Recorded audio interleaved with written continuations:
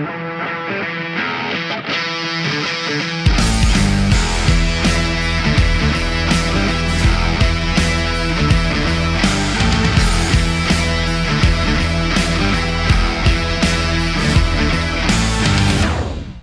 guys, welcome back to the channel. Today I have both Giacomo, whom you well know, and Robert Cheeke, who you may very well know. This is the godfather of vegan bodybuilding, in my opinion. How long have you been vegan? 23 and a half years. Yeah, and he created veganbodybuilding.com, godfather of vegan bodybuilding.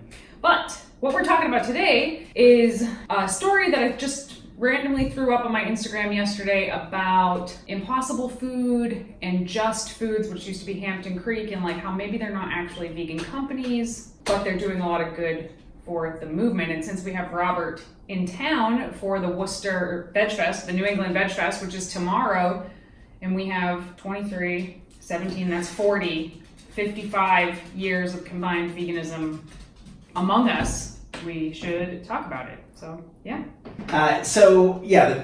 Chris Cooney from Vegan Zombie was at Expo West, big industry show for natural food products. I've been 10 out of the last 12 years. It's massive, 80,000 people from 80 countries. It's where every company you can imagine displays their new products. If you're Tom's of Maine, or if you're Safeway, or if you're the smallest vegan company that can afford to be there, you're there. And so it's where Dea releases their brand new products. It's where Vega releases brand new products. And so Impossible Foods was there serving up their products, some of their new things perhaps. And it was revealed through Chris Cooney's video that they were serving some dairy-based cheese mixed in with their Impossible meat. And they lied about it and said that it was vegan when it wasn't vegan. He caught it on camera. 3 people just lied to him about it. And I watch those videos too. Mm-hmm. And that could be because I've worked at these booths, sometimes with large numbers of staff. And sometimes people just get the wrong information, say the wrong thing. I mean, I even had that happen to me working with Vega.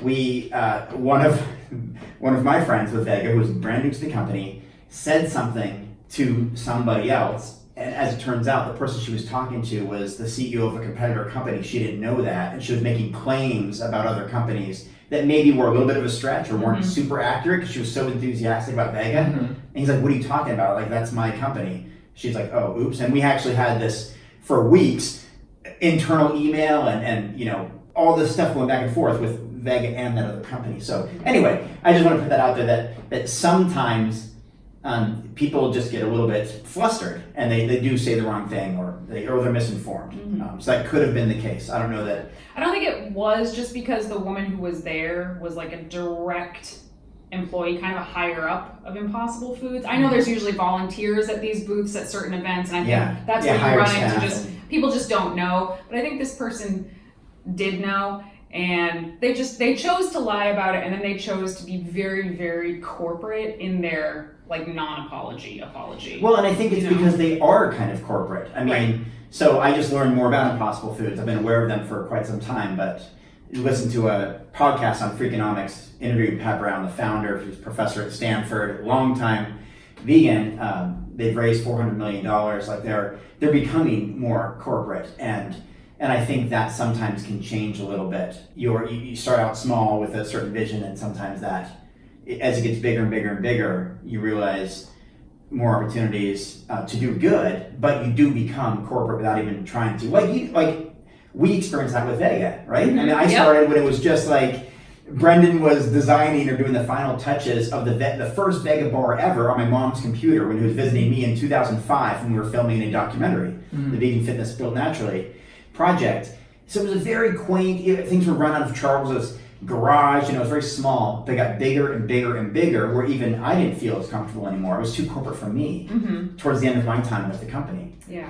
And it didn't start off that way, but it moved that way. And so sometimes I think these companies will have more of they're like that family-friendly approach at first. They're in the community, they go to all the vegan festivals and stuff, and then they're too big for that stuff, and they don't need that anymore. And I think that's kind of what we were talking about is some of these companies, they get really, really big, they get really, really mainstream, but they're no longer vegan companies. Like they're not a 100% vegan company. So Just, which was Hampton Creek, had a party this week and they served their Just egg, which is like this revolutionary vegan product. They served it wrapped in bacon, like meat bacon. And you know, they're taking some hits from the vegan community for that. And obviously they are not a vegan company, but they are capitalizing off of veganism. And as like longtime vegans, there can be some weird feelings about that, I think, because vegan is it's a word that we really, really take to heart in many ways. But at the end of the day, Impossible Foods and Just are gonna do more to turn people on to plant-based eating than probably we ever will. And ultimately, wouldn't that be a good thing?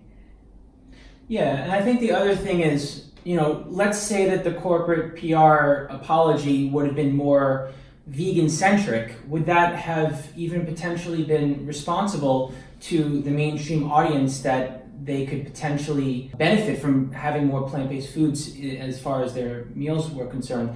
I mean, I think like just going back 5, 6, 7, 8 years, at least for the three of us, I think we've all spoken about this many times over, how, you know, the movement is bigger than us and it's bigger than just being vegan or not being vegan. And to create change, like, yeah, the utopia, the vegan utopia bubble is all well and good and everything, but how are we going to create change on a global scale if we're not willing to accept the fact that the world isn't going to go vegan without there being more supply and demand for plant-based food choice and people starting to make switches? But then I guess the issue is, does that dilute veganism? Well, I think there's a couple things going on. One, I'm surprised about this Just news because from what I understand, it was founded by animal rights people in the long-time animal rights community members, people who speak at animal rights movements. People like bought Yeah, parts of it. Exactly. Perhaps there's too much investment in from outside, just like Tyson has invested into Beyond Meat, and that's inherently going to influence some of their decisions that they make because they're financially invested, whereas vegans are paying $8 at a time for how many people, whereas Tyson said, here's 10 million, go to work, or 30 million, or whatever the case is. So I think there's a few things going on. One, and we talked about this when I got into town late last night, one of the things is, and I don't want to speak for these companies, and I don't want to make it sound insensitive, okay?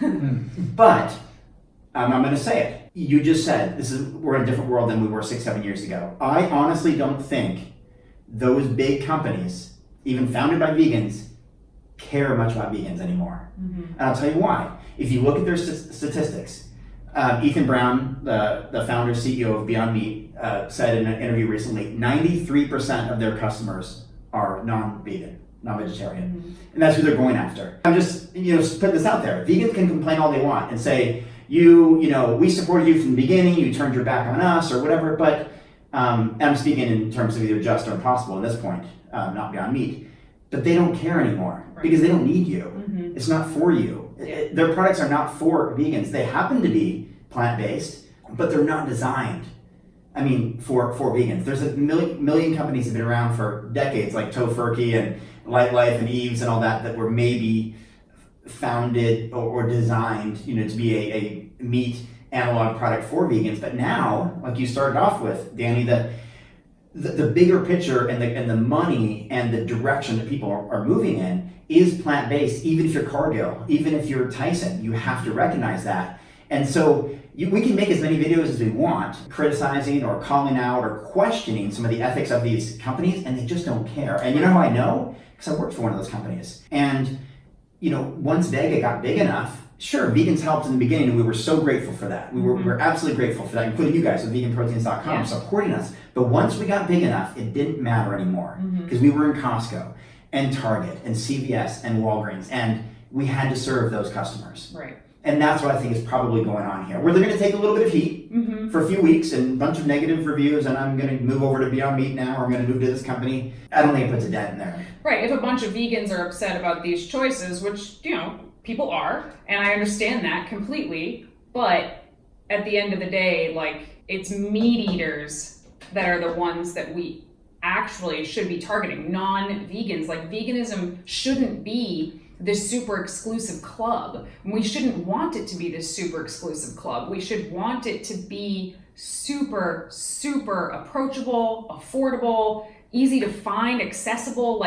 That's what should be the goal, even though it kind of feels sometimes like it's this weird compromise on your own ethics to, buy something that, Tyson has invested a lot of money into, because that if the climate of food changes back towards more animal-based food situation, Tyson will drop plant-based food like that, because it was never about plant-based food, it was about making money.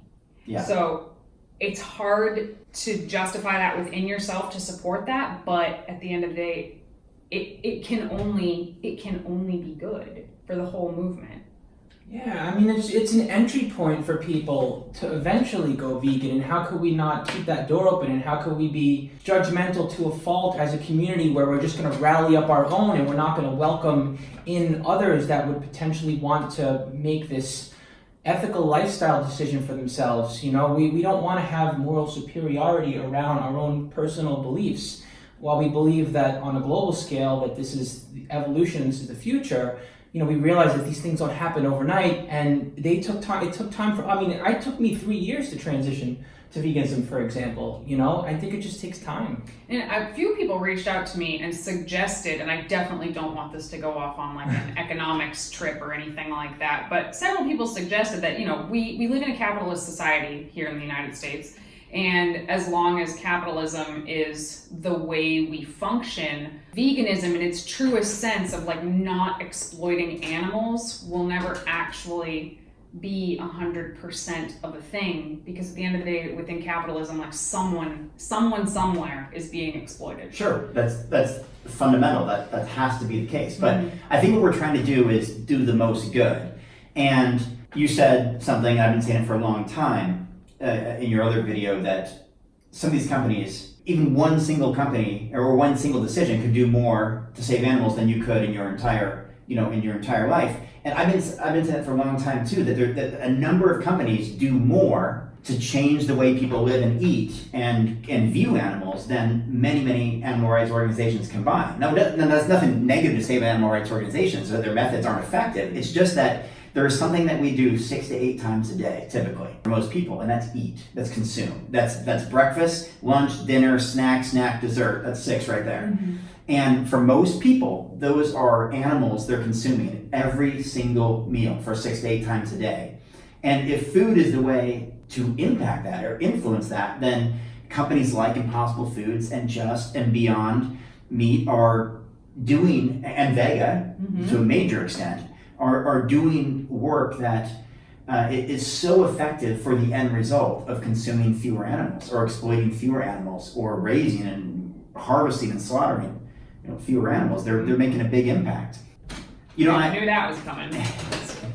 They walk across the table and videos. So I think that's the end game for why these companies started. Mm-hmm. Now they may have changed their path a little bit or course corrected or gone on a different road, but I think that's still the goal they aim for, and I don't expect that they can be perfect. I don't think it excuses. I mean, some of the justifications they used in like that Chris Cooney video from Vegan Zombie when he's on the phone with them at Impossible Foods, that we don't really cater to vegans anyway. Like we cater, our audience is non-vegans, and so what's the big deal if there's cheese in the meat? But because it is a plant-based company or founded as such or claims to be, that confuses a section of their audience. If you're going to scream from the mountaintops, we've come up with this amazing, incredible plant-based product. From a logical standpoint, it just doesn't make sense why you would mix it with an animal-based food. Well, and then the allergy thing is the biggest, really. I mean, that's the most dangerous. The ethical thing is interesting.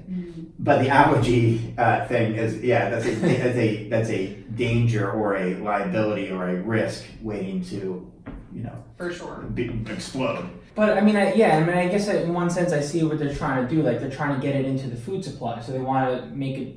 They want to show that it's no matter what you add to it, whether you put cheese on top of Beyond Burger or TGI Fridays, like. I don't really know where I'm going with this, but it's just it is weird. It is definitely weird. Like to us, it doesn't make any sense logically. But I'm trying to understand how that makes sense to a broader market logically, to like mix plant-based meats with, say, non-plant-based cheese, for example. If you're not vegan or vegetarian or anything like that, maybe it's just so you take a bite of something and you're like, wow, this is really delicious. But I mean, I feel like if they believe in the product as much as they do, and we've had it, it is delicious. I just don't think it's necessary, but I think the most reasonable explanation that I can come up with is that when we're promoting anything, marketing anything, we try to find our audience, right? Let's be honest. Like we promote vegan coaching, or I have my vegan fitness books, or whatever. I'm trying to find my audience. You're trying to find your audience. If these numbers are true that they provide, some of these companies, that 93%, 90%, 88% of their audience is actually non-vegan, then in a way they're doing what makes the most logical sense for their marketing. Yeah, yes and no, because, and I'm thinking, this is the first time I'm thinking of this. We've talked about this, like you could have, you could have 100,000 followers that don't do anything for you, really. They don't buy your products, they don't listen to your content, whatever. But if you have 10 people that genuinely, they support everything you do, well, vegans are those 10 people to these companies. Yeah, especially in the early stages. Yeah, so it's kind of like just, to me, it's like biting the hand that feeds you. Well, and another, this is a way different topic, I think, and I don't know, I really want to go there, but that's exactly what's going on with the ex-vegan movement. So many of these vegan, athletes or mini celebrities or YouTubers or influencers or Instagrammers or, I don't really personally like any of those terms. I think I'm just more old school, like all of us are here, where it's hard to sometimes digest that, but a lot of these people made their living, their entire career, their name, their reputation on veganism or being vegan and using veganism to elevate themselves and then left. They're cashing in, but it's not just on a word. Like a lot of people cashed in on the gluten-free movement, right? Like when gluten-free was absolutely enormous, but gluten-free isn't someone's code of ethics. Yeah. So it strikes a different chord. So people are cashing in. It would be like me trying to cash in on Buddhism. I'm not Buddhist. I like Buddhism, but I'm not Buddhist. But if I cashed in somehow on that religion, made a business on that religion and had nothing to do with that religion, those people probably wouldn't be very happy with me. And I think with a company, we can kind of forgive a little bit because they're a company. They're a business. Many moving parts, many people, many personalities. When it's one person, it's a lot easier to be like, you suck. Yeah.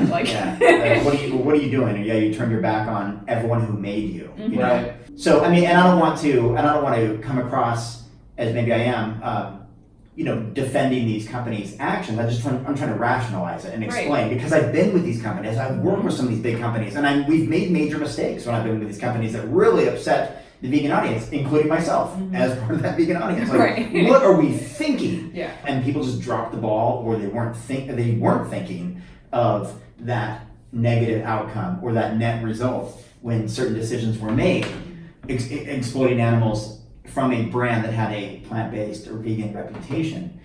And so that's the only conclusion that I can come up with on the spot, and I just learned of this Just issue. It just happened 2 days ago. Yeah, I just heard it. But that's what I can think is that most of their customer base is not plant-based, and they're serving those people. Yeah, that's the only thing I can think of. Like personally, it pisses me off. Yeah. But at the end of the day, I still think it's overall like the company's existence and success overall is such a huge win for the animals, and like we said before, off camera. Animals don't give a shit why we stop eating them or using them or exploiting them. They can't. Yeah, they just care that all that matters is we do. Yeah. Okay, and now let's think of it strictly in terms of business. They're trying to get companies to carry these products. Now, Burger King comes on in and observes this. You think they're going to be more interested in a 100% plant-based option, or something they can slap their ingredients on, like their mayo and their cheese and stuff? If you want to cater to these big restaurant chains that are all over the world and other companies, you have to sell them on your product and allow them to introduce it the way they see fit, and then hopefully over time, those companies will make more and more choices geared towards true vegan options, But look at Beyond Meat. They had a Super Bowl commercial with Carl's Jr. It's amazing. We couldn't have even imagined that years ago. How many years has PETA tried to get a Super Bowl commercial? Every year. Every year they've tried to get a Super Bowl commercial. If it's a real effort, not just a publicity stunt. Well, whatever it is, it's never going to freaking happen. Yeah, but so Beyond Meat partners with Carl's Jr. and they came out with that Super Bowl commercial. I didn't see it during the Super Bowl, but I saw it during basketball, like NBA playoffs or something like that later on, which was awesome. And what does that do? Well, that helps Beyond Meat get to a point where they're hitting the IPO. They're going public with a $1.2 billion valuation. And yes, like you said, Giacomo, they're serving their Beyond Burger with like cheese and all these other things like Carl's Jr. But it's a massive step to getting people who walk into Carl's Jr. to choose at least a plant-based meat patty instead of an animal-based meat patty, and that still is a win for all those individuals that patty was made from. And over time, as those companies realize, hey, more people are buying these plant-based ones, less people are buying these animal-based ones, and I think once these companies realize how monetarily unsustainable animal agriculture is, it's so expensive. Once they realize, like, whoa, we can make a lot of money off this plant-based stuff because production is so much cheaper, money is going to be diverted away from animal agriculture. And I don't know if that's happening yet with the meat industry. It's happening with the dairy industry, and we're seeing it everywhere. Like, dairies are shutting down everywhere. But I think once we start to see that happen to the factory farming meat industries, I think even the vegan community, the hardcore vegan community who's like really angry at these companies, I think everyone will have to be like, well, it's working. Like, it's working. It might not have been the route we wanted, but it's working. And I think, and I don't want to say this from like, I've been in this position for so long kind of thing, and you're a newer vegan, you don't know. But what I've observed, I can just share what I know. What I've observed over the last 24 years doing this is that there are a lot of people seemingly in the vegan community who want to keep products small and keep it a little club. And they like buying their little independently owned company. Fun. That right. It's fun to support and all that, but they're not making a huge difference in the world. The little tiny companies, they're not putting a big dent, and they have to get to a point where even if you look at all the plant-based milks right now, all combined, they make up 13% of the market share in the United States. It's still relatively small, all combined, but it's also, I mean, it probably used to be 1% a few years ago, right. And so it's and that's significant. We're talking 13% of a $3.1 billion plant-based food industry in the U.S., and that's I think just plant-based meats and cheeses and maybe butters or whatever milks. It's just those things. It's already a $3 or $4 billion industry. So, but it's the companies that are doing that.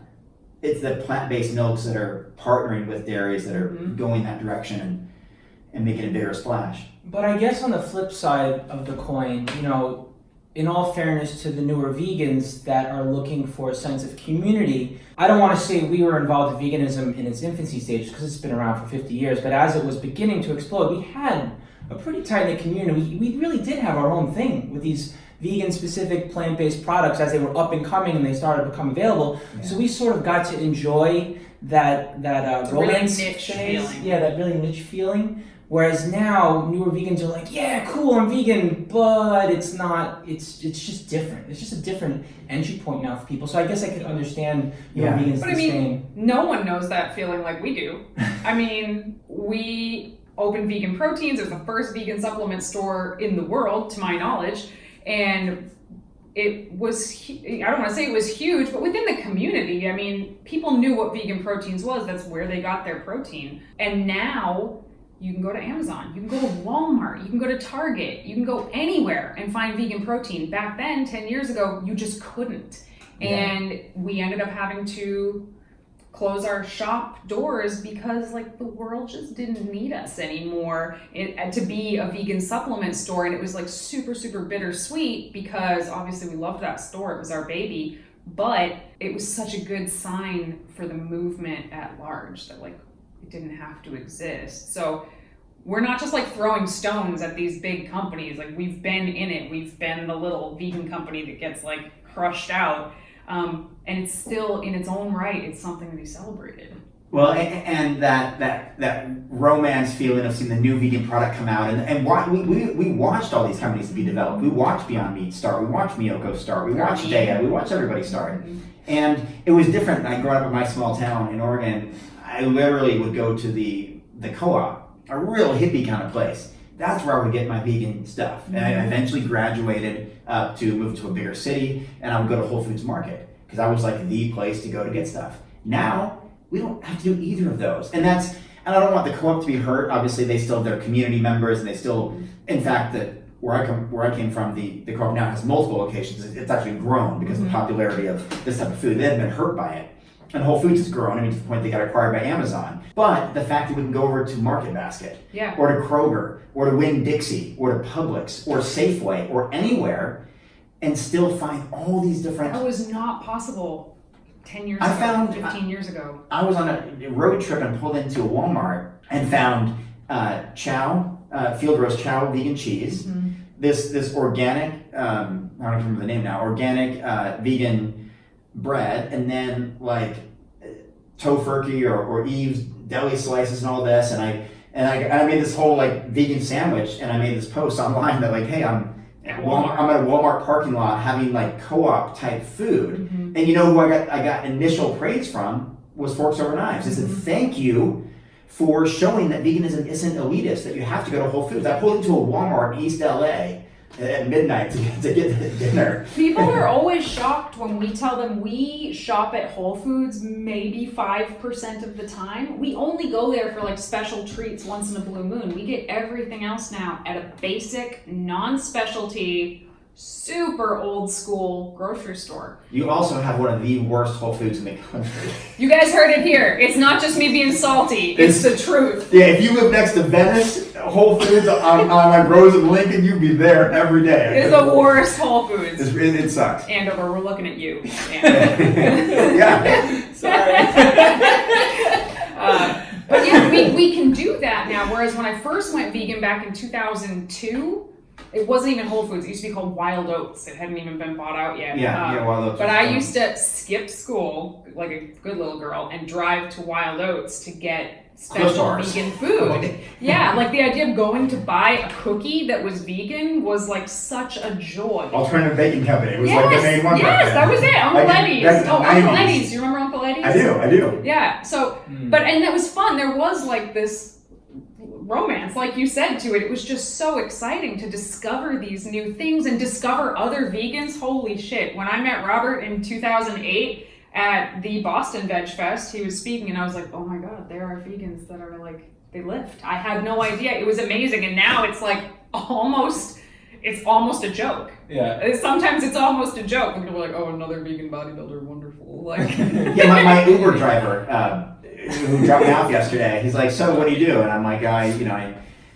write books and stuff, and I keep it kind of vague, and just for conversation's sake. And he's like, well, what type? Oh, I'm in the vegan health and fitness space. And he's like, oh, I know a vegan bodybuilder, Anthony. And I was like, it took me a second. Then I'm like, oh yeah. I remember Anthony. He's a really, really big dude in Phoenix.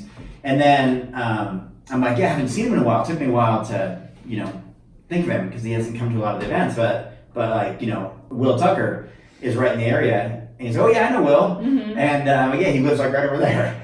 And then we talked about a few other people, and so this is just my random Uber driver, non-vegan, but he happens to know multiple vegan bodybuilders in that city. Yeah. And, but there used to be a point where like we knew every single vegan who was into bodybuilding. More or less. If they had ever used the internet ever, we knew who they were. And now it's like, we'll turn around sometimes and be like, oh, this person has like 100,000. Yeah, I was just going to say that. I've been doing this, I've been a vegan athlete for 24 years, and I'm just now learning of people who have a following 3, 4, 5 times mine on social media, and I never heard of them. But that's exciting to me. It's not like something to not be celebrated. It's something to celebrate a lot, where it's like, wow, in whatever city or state or country they're in, they're really making an impact. But it's just different, and I think the really old school vegans, like, we're really hanging on.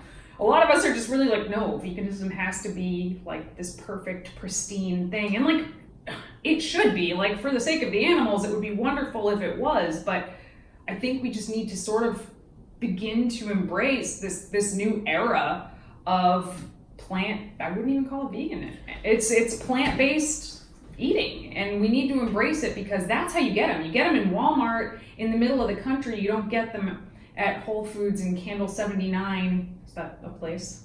Yeah, I've been there, New York Yeah. City. So. You don't. That's not how you get people to come to veganism or a plant-based lifestyle. You get it by being able to find it in Walmart in the middle of nowhere. You should like put it this way: if the food supply is somewhat messy and it doesn't look as pure as I want it to be, but one day, as a result of so many more plant-based options coming into the food supply, factory farms shut down, I'm going to be way happier than just going to the grocery store and having my like vegan product wrapped up into a neat little bow. Like that to me is the ultimate goal. Like close down factory farms because there's no more need for them because we're just producing much more plant-based meats now and there's just no demand for the the animal agriculture. Like that to me would be a much bigger win. Mm-hmm.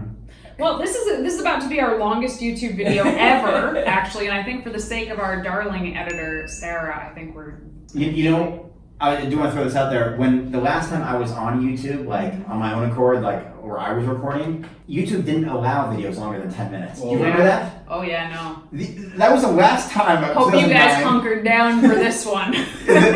we could not. You could not go beyond. I had to like set a timer or peek around the corner if I was, on my little gorilla. What was it called? The gorilla, the arm. Thing, yeah, the arm that holds your back then camera. There wasn't a phone. Pod. Gorilla pod. Yeah, gorilla pod, something like that. So yeah, this conversation would not have been possible on YouTube 10 years ago. You couldn't go more than 10 minutes. Well, for those of you who've made it this far, we appreciate you very much. Anyway, if you guys want to add to the discussion, leave it down in the comments below. We would love to hear what you guys think about this. You can also reach out to any one of us on Instagram, Vegan Bodybuilding and Fitness, Vegan Proteins, and Muscles by Brussels. And we would just love to hear from you because this is a discussion that should go beyond the three of us. And yeah, we care what you guys think. Thank you guys for tuning in. Thanks.